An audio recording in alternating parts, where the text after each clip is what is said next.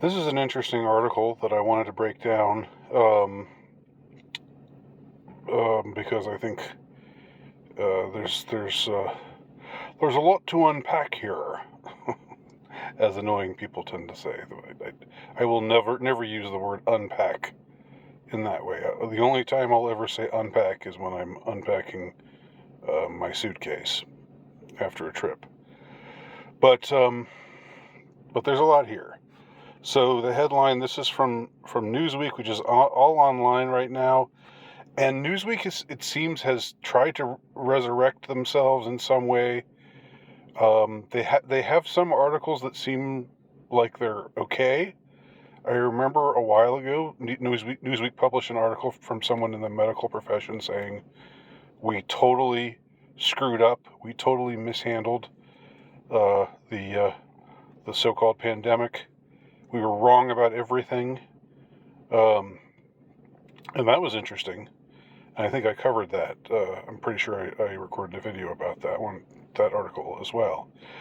So this article is titled "Americans Don't Want to Fight for Their Country Anymore." So let's just see what there is to say here.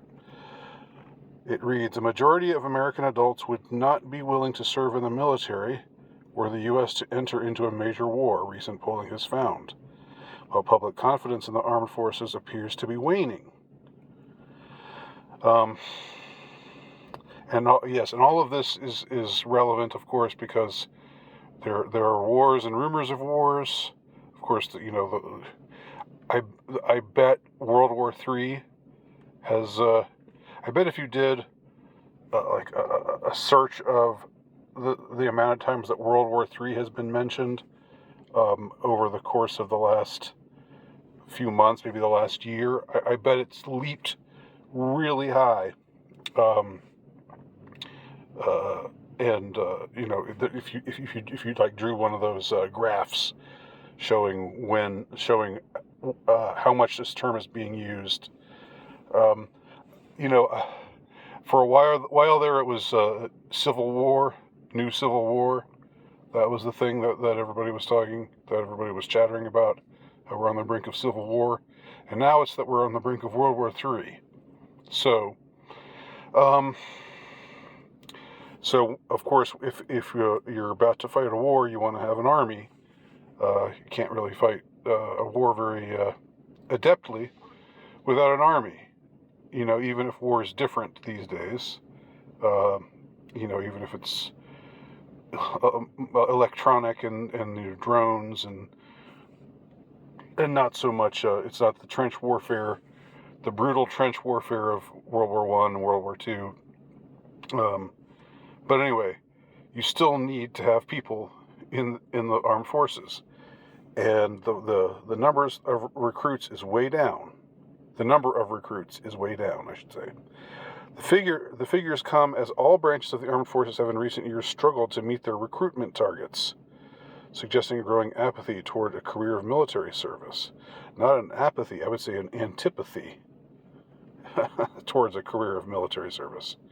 In 2023, the Army and Air Force fell short of their respective goals by around 10,000 recruits, while the Navy was under by 6,000. And since 87, the number of active duty personnel has fallen by 39%. They don't mention the Marines, which is interesting. The Marines seem to be by far the most based, the least cucked of all the branches of the military. Even though I guess they now allow women, but they don't have that many women recruits, and most of them, from what I understand, they're still pretty hardcore, unlike every other branch, which has totally gone gay recently. Experts say that such shortfalls are worrisome in an increasingly volatile global picture with American leadership. Unsure will next have to bring its full military force to bear. Blah blah. We have strike groups Marine Expeditionary Unit outside Israel now. What vital interest do we have there, I wonder, in getting involved, in not only sending them weapons, not only sending them money, but sending actual troops to the area. We're funding 2 wars, but we're actually boots on the ground, drones above Gaza. So we're already involved in there, and we're not sure what's happening in Taiwan. Yep, there's all this talk about Taiwan being the next powder keg whenever China just decides, to push that button, to go all the way with their with an attempted reconquest. So how much it matters depends on what kind of people you're talking about and which you're not getting. That's sort of an evasive answer. Tom Schugert, a senior fellow at the Center for New American Security. That sounds like one of those ominous, that sounds like the Project for a New American Century that has that same kind of ring to it. A former submarine commander, blah, blah, blah, blah, blah. We are making efforts to, let's skip down a little. Okay, experts say, though, that there is a complex mix of factors contributing to the military's recruitment issues, including adapting its messaging to a younger target audience more engrossed in modern technology, and stories of supposed, quote, woke marketing hurting recruitment, as well as an economic outlook that is proving a challenging environment to those efforts. So they mentioned the woke thing, and they talk about stories of supposed woke marketing hurting recruitment. I mean, the fact is that recruitment is down, and they have run woke marketing efforts. So correlation, as I said yesterday, correlation and doesn't mean causation, but I don't know why this is why they would say saying it's stories of supposed woke marketing hurting recruitment. I don't know why those are stories, but anyway, I guess they have to evince skepticism about these kinds of things, even if it's just sort of offhand skepticism. We are actively making efforts to secure the military remains a viable and productive career choice for a majority of people. God, I mean, these people talk. They talk like something you'd read off of a press release. I mean, I don't. That sounds like something that somebody typed up for him to read word for word. It doesn't sound like something that came naturally to his mind. That's just the effect that it had on me. A poll conducted between October 23rd and 26th found that 72% of those asked would not be willing to volunteer to serve in the armed forces were America to enter a major conflict, compared to 21% who would. That is a significant difference. The remainder were unsure.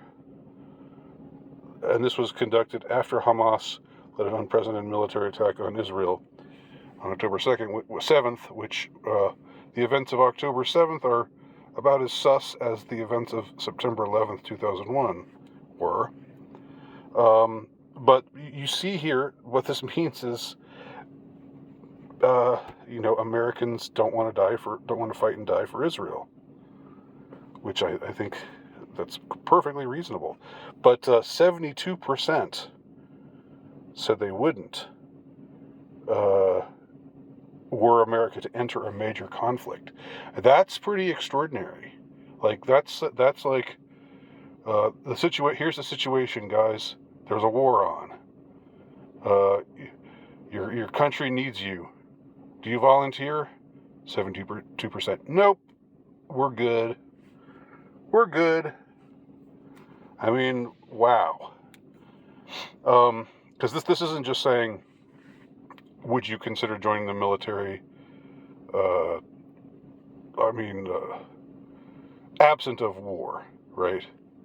Or just would you are you thinking about joining the military? How positive would you be about the idea of joining the military? You know, not really knowing whether there's going to be a war or not. But this is saying there's a war. The war is on, okay. And after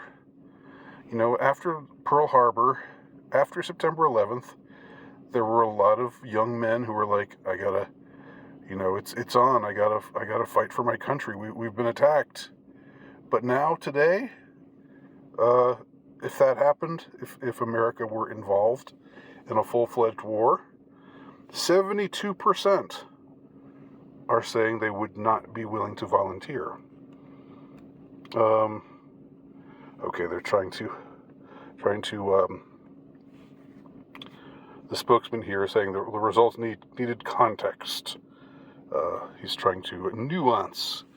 Don't you love when they use nuance as a verb? Nuance is just one of my favorite words. It's a little bit. Can't you be nuanced about this? He says, I'm very skeptical of that being accurate because I think the why you're in a war can dramatically change the answer to that question. Okay, yeah. Boy, that's beating around the bush, but it's basically saying, yeah, well, what if there's a major attack? Just like the Project for the New American Century, put out their release in the late 90s. And this was something that was signed by a lot of people, both Republican and Democrat. What they said in that release was, it's going to be hard to get America involved in war unless we have a catastrophic and catalyzing event like a new Pearl Harbor. There's a documentary about 9/11 called A New Pearl Harbor that was up on YouTube fairly recently. I don't know if it's still up or not. I suspect if you type in A New Pearl Harbor, you'll have to. I suspect it's buried, like they like to do with scare quotes problematic material. Buried in the algorithm. So yeah, so he's saying, so Schugert, the spokesman for the military recruitment effort represented here, is saying, well, he goes on to say, if you look at history, we need to be convinced to get into a war. This is somebody else. David Eustace, CEO of Military Recruiting Experts. While Americans needed a reason to support the war in Vietnam, he said the war in Afghanistan was immediate and had wide support because something happened to our country. Are they hinting at something there? Is it like, oh, they may not want to fight now, but wait till they see what we've got what we're going to cook up. I mean, what might happen,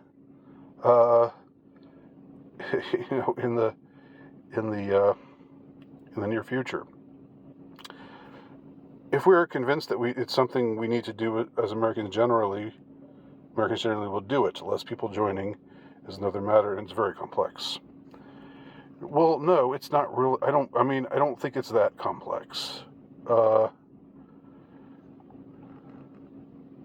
So it goes on to say, a Gallup poll in June found confidence in the military declined for a sixth consecutive year to 60%. It's still that high.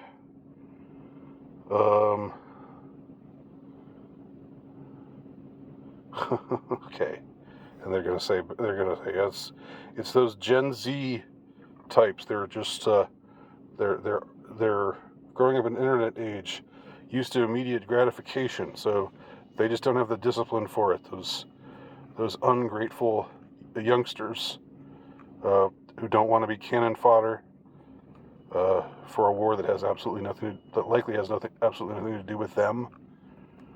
You know, it's one thing if we get invaded, if the United States were invaded, if it were like, if it were, there was this docudrama called America, spelled with a K. It was a TV miniseries in the 80s, and it was all about a Russian invasion, like where the Russians take over. Oh, well, I mean, and then there's also, of course, Red Dawn, you know, the 80s classic, Red Dawn, John Milius, which had a Russian invasion. If we actually get invaded and there are enemy troops pushing their way through the country, shooting and bombing our fellow citizens, that's one thing. But if it's just some event, if it's like, oh, a bomb went off in this heavily populated area and thousands are dead, and we found out that the person who did it is affiliated with Russia, so so come on, everybody, get patriotic, join up and be willing to be cannon fodder. I don't think that's going to work anymore. It's not. It's the atmosphere is so much different than it was even in September of 2001. September of 2001. There was enough of a sense of unity that a catastrophic and catalyzing event like a new Pearl Harbor, which was what the 9/11 attacks were called, a new Pearl Harbor. Back then, it had that had the effect on many people, like to think, well, we're in this together. We're going to go, but we're going to go fight the enemy. That because they attacked us. Today, though, as I've said many times before, I think, the it would take no more than a half hour for if there were some other kind of event. It would take a very short time for people to voice their skepticism.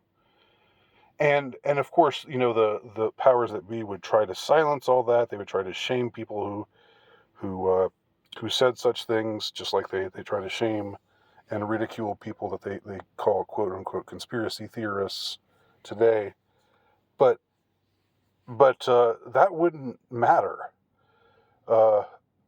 because today their morale is so low. Belief in the institutions of this country is so non-existent. They said this, the belief in the military has fallen to 60%. I'm surprised it's that high, but that's apparently low. Maybe when people think of the military, they think, they don't think of the military brass. They don't think of the military leadership. They think of, fighting men who just, the grunts out there. And they want to be supportive of those kinds of guys, and that's why they voice their support. But I just don't think it would work. So there's no solution to this problem. And of course, the way that it's phrased here, Americans don't want to fight for their country anymore. I'll fight for my country, but I'm not going to fight for the military-industrial complex. I'm not going to fight for corporate interests. I'm not going to fight for a so-called elite who hates me and hates you and calls us domestic terrorists, you know, calls middle Americans dangerous domestic terrorists to be. If you're not a domestic terrorist yet, you're just on your way to becoming one. If you're a straight white male, or if you're any race, of course, mainly the white men, but not limited to them either. So they got a real problem on their hands, and this is me playing my invisible violin. I'm so sad that the recruiters have this problem, and I'm so sad that there is no solution to this problem. Cry more.